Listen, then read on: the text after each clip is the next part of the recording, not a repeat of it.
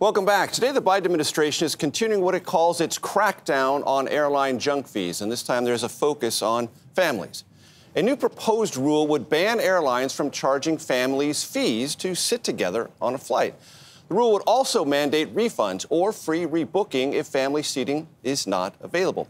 Only on CBS Mornings, U.S. Transportation Secretary Pete Buttigieg joins us now. Of course, the secretary is also considered a possible vice presidential contender for the Harris campaign. We'll get to that in a moment. Good morning, Mr. Secretary. First, how big a problem is this, and what pushback do you expect from the airlines? Because an earlier proposed rule has already been snarled in federal courts. Well, this is something we think is very important. I feel that way even more strongly now that I've had the experience of flying with toddlers. My husband and I have flown often with our kids who are about to turn 3. That is a complicated process already, that much more so if you wind up in this situation where you can't get seated next to your kids. We've gotten hundreds of complaints over this issue since I got this job, and we're doing something about it.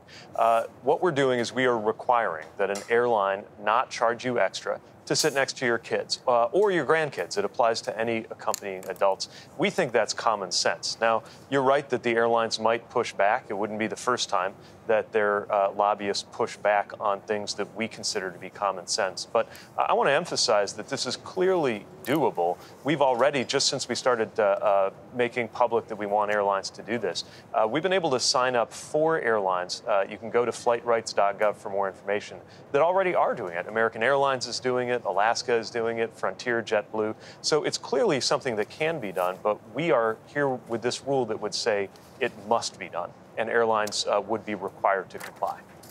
And how would families try to see that this rule is actually working for them? What do they do at the gate? Well, the idea is that this would be taken care of long before you get to the gate. Because what happens right now is sometimes families might be in that position where you're either told you got to pay extra to get those seats where you're all together, or you wind up having to haggle or bargain with somebody who's in a seat, or the flight attendant winds up being in the awkward position of trying to sort that out. This way, within 48 hours of booking, the airline would be required to assign you those seats together. And if they can't come up with that, if it's not available, then they have to offer you the option of getting your money back or being put onto a different flight without having to pay a fare difference where there are those seats together. And again, to me, this goes back to just a very common sense idea that when you're flying with small kids, you ought to be confident you're going to be able to sit next to them. Mr. Secretary, families of the victims of the Boeing 737 MAX crashes are urging the federal court to reject a plea agreement that the DOJ filed, saying it's too lenient. Some believe that it lets Boeing avoid accountability for those crashes that killed 346 people. What is your response to that? Well, there are limits to how much I can weigh in on the court process, but what I will say is I have met with those families. Their stories are heartbreaking, and it's one of the reasons why we've been coming down so hard on Boeing in terms of what happens next. When there was that plug door that came out of an airplane, Alaska Airlines airplane earlier this year, that led to a process where FAA put Boeing under a microscope. It's led to a number of changes, and we are going to hold Boeing accountable so that their quality is 1,000% something that every American can be confident in.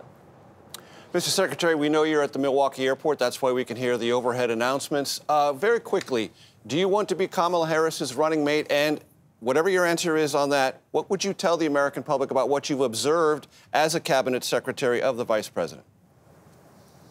Yeah, I can't speak about the campaign side, but I can definitely tell you that I have been proud to serve an administration where she is an extraordinary leader. I have seen her in the Oval Office. I have seen her with world leaders. I have seen her in the Roosevelt Room, not just advising the president, but bringing people together, asking questions and bringing together ideas that get to the core of an issue. And I think you're seeing that displayed every day in this administration.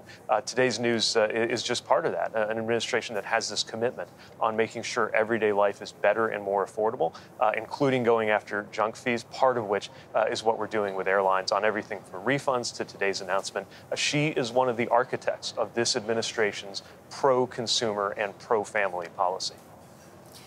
If she asked you to be her running mate, would you say yes? Again, I just can't get into the campaign side while I'm appearing as secretary. What I will say is I think so highly of her as a leader, and I'm really proud to serve with her in this administration. Mr. Secretary, you might not be able to give us an answer, but I think your smile says it all. But I want to talk to you about former President Trump. You know, he's on the campaign trail, and he has made a series of inflammatory comments, including falsely questioning Kamala Harris's racial identity. What do you make of the statements coming from former President Trump and J.D. Vance? Well, just really uncalled for, disturbing. Again, I've got to be careful to comply with campaign rules that I can't weigh in on the campaign while I'm sitting in this capacity. But what I think I would point to is just a difference in focus from one administration's policies to another administration's policies. You know, we've come in doing things that other administrations have talked about.